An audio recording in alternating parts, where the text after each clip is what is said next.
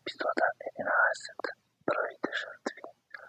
Следните денови протестот со криокабините беа исполнети со напнатост. Иако системите успешно поддржаа стотина доброволци, природата на Тера се уште не може да се смири.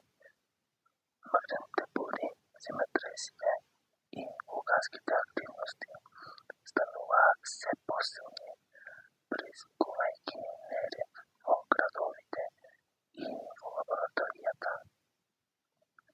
Првата сериозна несреќа кога се случи огромна земјотрес го погоди индустрискиот сектор близу лабораторијата.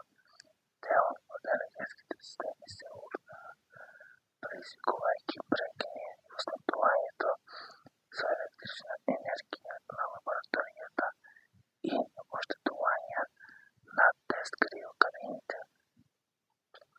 Стотина доброволци беа излечени на време, но загинаа тројца инженери кои беа во критичната зона за стабилизација на системите.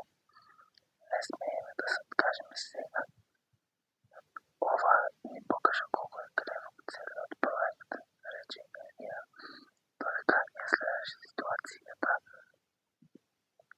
Преку холограмската проекција, секоја заболување или грешка сега е смртоносна. Мара, објаваше Илија со солзи во очите. Сите овие жртви, дали ги успееме да ги спасиме, да спасиме 6.000 души? Мораме, рече тој тивко. Ова е цената на преживување на човештвото. Секоја жртва ни покажува дека не смееме да направиме нова грешка. Меѓутоа, несреќата предизвика и социјални тензии. Дел од населението, револтирани од изгубените животи, почнаа да ја оспоруваат способноста на тимот да го доведе проектот до крај.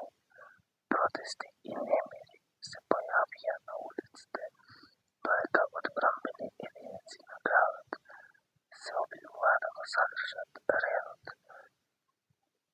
Во лабораторијата тимот ја зајака безбедноста, имплементирајќи дополнителни системи за стабилизација и следење на криокабините. Но напнатоста се зголемуваше. Секој инженер знаеше дека следниот тест е клучен за животот на сите патници. Во последниот дел на епизодата, камерата ја прикажуваше екипата како стои во темнината, обкружена со светлата од алармите и светлата од пребирањето на градот надвор.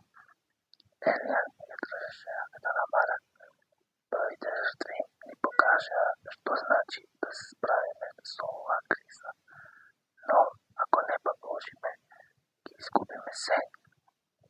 Последната планета е нашата шанса и нема да ја изгубиме. Во далечината Аурелија светеше